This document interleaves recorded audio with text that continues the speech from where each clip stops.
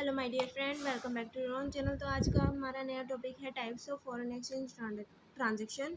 कि foreign exchange transaction basically कितने types की होती है।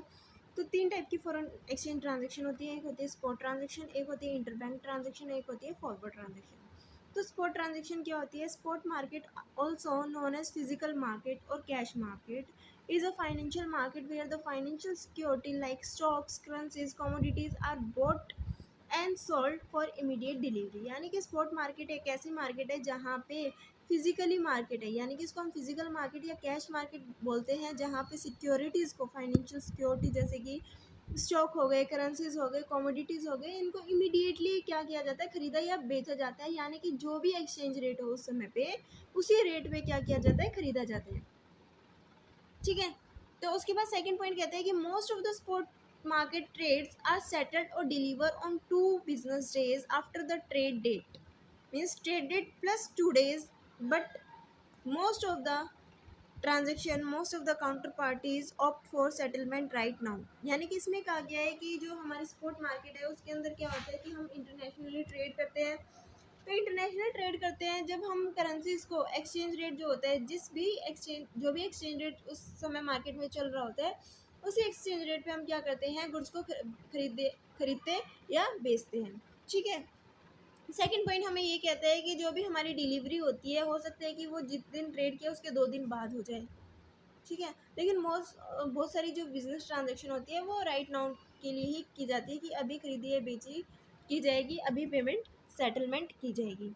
So this method of transaction is the quickest transaction involve currency in the foreign exchange market. ये बहुत ही क्विकेस्ट मेथड होता है जहाँ पे फॉरेन एक्सचेंज जो करेंसी होती है वो इन्वॉल्व होती है, फॉरेन करेंसीज का इन्वॉल्वमेंट होता है। तभी हम स्पॉट ट्रांजेक्शन की बात करते हैं। जब हम डोमेस्टिकली अगर कोई बिजनेस कर रहे हैं तो वहाँ पे स्पॉट ट्रांजेक्शन की बात ही नहीं होगी, और वहाँ पे फॉरेन एक्सचेंज का ये पार्ट भी नहीं है। यहाँ पे ये फॉरेन एक्सचेंज ट्रांजेक्शन का एक टाइप है, इसलिए हम यहाँ पे इंटरनेशनल बिजनेस कर रहे हैं, तभी फॉरेन एक्सचेंज ट्रांजेक्शन की बात हो रही है। The spot exchange rate is the prevailing exchange rate in the market. Spot rate का मतलब होता है कि वो रेट जो मार्केट में उस समय चल रहा है और जिस रेट पे वो ट्रेड करने के लिए तैयार है। ये था हमारा स्पॉट ट्रांजेक्शन। उसके बाद है second type foreign exchange market का। फॉरेन एक्सचेंज मार्केट का सेकंड पार्ट है हमारा inter bank market. Inter bank market यानी कि when ever bank traded with one another, यहाँ पे बैंक आपस में ट्रेड करते हैं एक दूसरे के साथ। It is the financial system and trading of currencies among banks and financial institutes, excluding retail investor and small trading partner. यहाँ पे सिर्फ और सिर्फ कौन आते हैं? बैंक्स आते हैं, फाइनेंशियल इंस्टीट्यूट्स आते हैं। ठीक है। जो आपस में क्या करते हैं, ट्रेड करते हैं, करेंसीज को सेल या बाय करते हैं। लेकिन यहाँ पे कौन कौन नहीं आता? रिटेल इन्वेस्टर्स या स्मॉल ट्रेडिंग पार्टीज इन्वॉल्व नहीं आती। यहाँ पे 2 चीज़ें और इन्वॉल्व होती है इंटरबैंक मार्केट के अंदर, वो है बिड रेट और ऑफर रेट।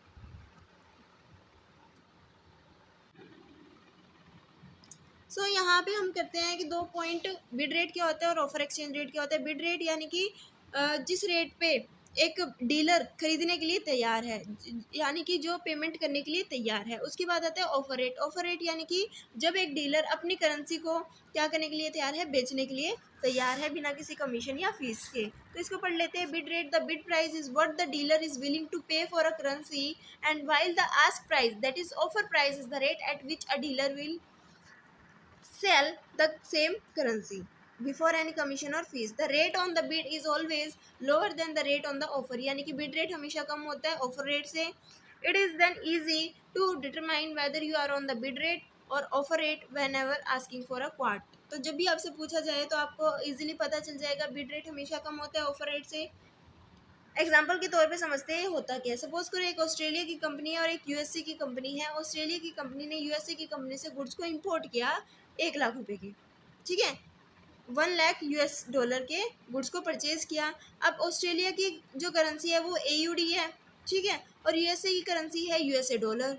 अब ऑस्ट्रेलिया को अपनी करेंसी को कन्वर्ट कराना पड़ेगा यूएस डॉलर में। तो क्वाटेशन रेट है 1.0625 AUD। $1 के बदले इतना जो है पेमेंट बिड रेट है कि ऑस्ट्रेलिया की कंपनी कह रही है कि मैं इतना पैसा देने के लिए तैयार हूँ। लेकिन जो डीलर है, जो ऑफर कर रहा है, जो देगा ऑस्ट्रेलिया की करेंसी के बदले यूएसए की करेंसी जो देगा, वो कहता है, वो ऑफर कर रहा है कि भाई मैं तो आपके $1 के बदले 1.0675 AUD चार्ज करूँगा। तो अब क्या कहा गया है कि जो यूएससी डॉलर है वो तो यूनिट करेंसी है, क्योंकि इसकी रिक्वायरमेंट हमें है, ऑस्ट्रेलिया की कंपनी को इसकी रिक्वायरमेंट है पेमेंट करने के लिए। लेकिन जो AUD है वो क्या है, टर्म करेंसी है, जिसको बेच के वो क्या करेगा, पैसे लेगा। यानी कि डीलर को तो रिक्वायरमेंट नहीं है, यूएस जो करेंसी है, जिसके पास यूएसए की करेंसी है, जो यूएसए की करेंसी बेचेगा, उसको तो रिक्वायरमेंट नहीं है बेचने की। लेकिन यूएसए ऑस्ट्रेलिया की कंपनी को रिक्वायरमेंट है यूएसए डॉलर खरीदने की, क्योंकि उसको पेमेंट करनी है। तो उसको जो डीलर है उसका ऑफर मानना पड़ेगा, ऑस्ट्रेलिया की कंपनी को ऑफर एक्सेप्ट करना पड़ेगा। जो ऑफर है उस रेट पे वो क्या करेगी, यूएस डॉलर को परचेज करेगी। तो the company will have to buy the USD dollar on the dealer's offer and will pay 1.065 for each dollar bought. So importer pay 1 lakh into 1.0675 equal to 1,06,750. सो ये था हमारा bid rate, offer rate. I hope कि आपको समझ में आ गया। और type of foreign exchange transaction कितने तरीके की होती है, बेसिकली 3 तरीके की होती है।